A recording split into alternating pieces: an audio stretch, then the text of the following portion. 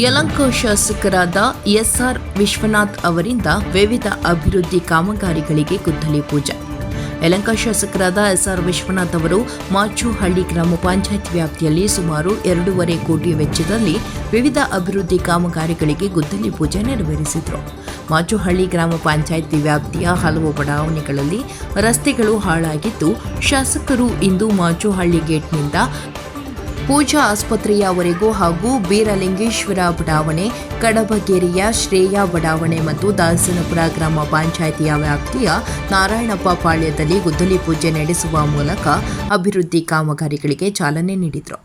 ಈ ಸಂದರ್ಭದಲ್ಲಿ ಗ್ರಾಮಾಂತರ ಮಂಡಳ ಅಧ್ಯಕ್ಷ ಎಂ ರಾಮಮೂರ್ತಿ, ಮಾಚುಹಳ್ಳಿ ಗ್ರಾಮ ಪಂಚಾಯಿತಿ ಅಧ್ಯಕ್ಷೆ ಪವಿತ್ರ ವೆಂಕಟರಾಮು, ಉಪಾಧ್ಯಕ್ಷೆ ಲೀಲಾವತಿ ಮೈಲಾರಪ್ಪ, ಪಂಚಾಯಿತಿ ಸದಸ್ಯರು, ಮಾಜಿ ಅಧ್ಯಕ್ಷರು, ಹಾಲಿ ಸದಸ್ಯ ನರಸಿಂಹಮೂರ್ತಿ, ರಾಮಕೃಷ್ಣಯ್ಯ, ಸರಸ್ವತಿ, ಹನುಮಕ್ಕ, ಉಂದಂಡಯ್ಯ, ಗುತ್ತಿಗೆದಾರರಾದ ರಾಕೇಶ್ ಹಾಗೂ ಗ್ರಾಮ ಪಂಚಾಯಿತಿಯ ಸರ್ವ ಸದಸ್ಯರು ಹಾಜರಿದ್ದರು.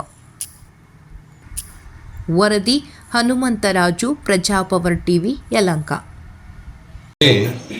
ಎರಡು ಪ್ರಮುಖ ಕಾರ್ಯಕ್ರಮಗಳನ್ನು ಹಮ್ಮಿಕೊಂಡಿದ್ವಿ. ಒಂದು ನಮ್ಮದೇನು ಪಾರ್ಲೇಜಿ ಅಂದರೆ ಚಿಕ್ಕಬಿದರ್ಕಲ್ಲಿಂದ ಅರಿಶಿನಕುಂಟೆ ನನ್ನ ಕ್ಷೇತ್ರದವರೆಗೂ ಇರ್ತಕ್ಕಂಥ ನ್ಯಾಷನಲ್ ಹೈವೇ, ಅಲ್ಲಿ ಸಿಕ್ಕಾಪಟ್ಟೆ ಟ್ರಾಫಿಕ್ಕು, 4-5 ಜಂಕ್ಷನ್ಗಳಲ್ಲಿ ಭಾಳ ಟ್ರಾಫಿಕ್ ಸಮಸ್ಯೆ ಆಗಿ ಸಂಜೆ ಮತ್ತು ಬೆಳಗ್ಗೆ ಜನಗಳು ನರಕವನ್ನು ಅನುಭವಿಸ್ತಾಯಿದ್ರು. ಸೊ ಈ ವಿಚಾರವಾಗಿ ನಾವು ನ್ಯಾಷನಲ್ ಹೈವೇ ಅವರು, ಪೊಲೀಸು, ರೆವಿನ್ಯೂ ಮತ್ತು ನಗರಸಭೆ ಮತ್ತು ಎಲ್ಲ ನಾಗರಿಕರ ಒಂದು ಜನಸ್ಪಂದನ ಕಾರ್ಯಕ್ರಮವನ್ನು ಮಾಡಿದ್ವಿ. ಅವರ ಸಲಹೆಯನ್ನು ಕೇಳಿದ್ವಿ. ಸೊ ಈ ಟ್ರಾಫಿಕ್ಕು ಮತ್ತು ಇವೆಲ್ಲ ಜನಸಂದಣಿ, ವೆಹಿಕಲ್ ಸಂದಣಿ ಯಾವ ರೀತಿ ನಿಗ್ರಹ ಮಾಡಬೇಕು ಅಂಥೇಳಿ ಅದಕ್ಕೊಂದಷ್ಟು ಸಲಹೆಗಳನ್ನು ಕೊಟ್ಟಿದ್ದಾರೆ.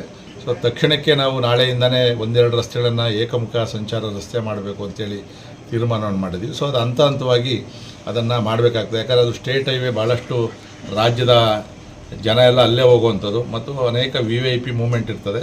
ಸೊ ಪೊಲೀಸ್ ಸ್ಟೇಷನ್ಗಳು ಕೊರತೆ ಐತೆ, ಸಿಬ್ಬಂದಿನೂ ಕೊರತೆ ಐತೆ, ಇವೆಲ್ಲವನ್ನೂ ಕೂಡ ಗಮನ ತಂದಿದ್ದೀವಿ. ಎರಡನೇದು ಅಭಿವೃದ್ಧಿ ಮುಂದುವರೆದ ಭಾಗವಾಗಿ ಇವತ್ತು ನಮ್ಮ ಮಾಚೋಹಳ್ಳಿ ಮತ್ತು ಕಡಬಗೆರೆ, ದಾಸನಪುರ ಹೋಬಳಿಯಲ್ಲಿ ಸುಮಾರು 2.5 ಕೋಟಿ ರೂಪಾಯಿ ವೆಚ್ಚದಲ್ಲಿ ಒಂದಷ್ಟು ಕಾಂಕ್ರೀಟ್ ರಸ್ತೆ ಮತ್ತು ಡಾಂಬರಿ ರಸ್ತೆಗಳಿಗೆ ಈ ಗುದ್ದಲಿ ಪೂಜೆಯನ್ನು ಮಾಡ್ತಾಯಿದ್ದೀನಿ ಇವತ್ತು. ಸೊ ಈ ಅಭಿವೃದ್ಧಿ ಕೆಲಸ ಅಂತೂ ನಿರಂತರವಾಗಿ ನಾನು ಮಾಡ್ಕೊಂಡು ಹೋಗ್ತೀನಿ. ಇನ್ನೊಂದು 15-20 ದಿನದಲ್ಲಿ ಮತ್ತೆ ಈ ಭಾಗದಲ್ಲಿ ಇನ್ನೊಂದಷ್ಟು ಕಾಮಗಾರಿಗಳು ಮಂಜೂರಾಗಿದೆ. ಸೊ ಅದು ಟೆಂಡರ್ ಆದ ತಕ್ಷಣ ಮತ್ತೆ ಕಾಮಗಾರಿಗಳನ್ನು ಪ್ರಾರಂಭ ಮಾಡ್ತೀವಿ. ಚಿನ್ನಸ್ವಾಮಿ ಕ್ರೀಡಾಂಗಣದಲ್ಲಿ ನಡೆದಂಥ ಘಟನೆ ಬಗ್ಗೆ ಹೇಳಿದ್ದಾರೆ. ಈಗ ಅದು ಇಡೀ ದೇಶ ವಿದೇಶಗಳಲ್ಲೂ ಕೂಡ ಪ್ರಸ್ತುತ ಆಯಿತು. ಇವರು ಒಂದು ರೀತಿಯಲ್ಲಿ ಪೂರ್ವಭಾವಿ ತಯಾರಿ ಇಲ್ಲದೆ, ಒಬ್ರಿಗೊಬ್ಬರು ಕೋಆರ್ಡಿನೇಷನ್ ಇಲ್ಲದೇ ಇವತ್ತು 11 ಜನ ಅಮಾಯಕರ ಬಲಿಯಾಯಿತು. ನಮ್ಮ ಯಲಹಂಕದ 2 ಮಕ್ಕಳು ಕೂಡ ಆ ಒಂದು ಕಾಲು ತುಳಿತಕ್ಕೆ ಸಿಕ್ಕಿ ಸತ್ತೋಗಿರ್ತಕ್ಕಂಥದ್ದು.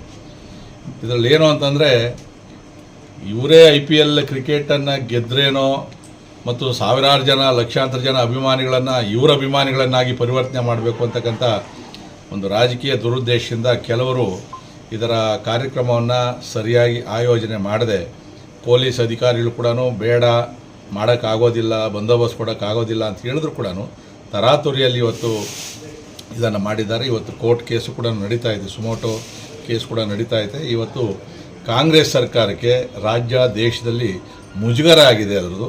ಇವತ್ತು ಕೂಡ ಕಾಂಗ್ರೆಸ್ ಹೈಕಮಾಂಡ್ ಅವರು ಕೂಡ ಅವರನ್ನು ಕರೆಸಿದ್ದಾರೆ ಅಂತೇಳಿ, ಏನು ಕರೆಸೋರೆ ಗೊತ್ತಿಲ್ಲ ನಮಗೆ, ಬಹುಶಃ ಇದರದ್ದು ಪ್ರಮುಖವಾಗಿ ಬರ್ತದೆ ಅದರಲ್ಲಿ.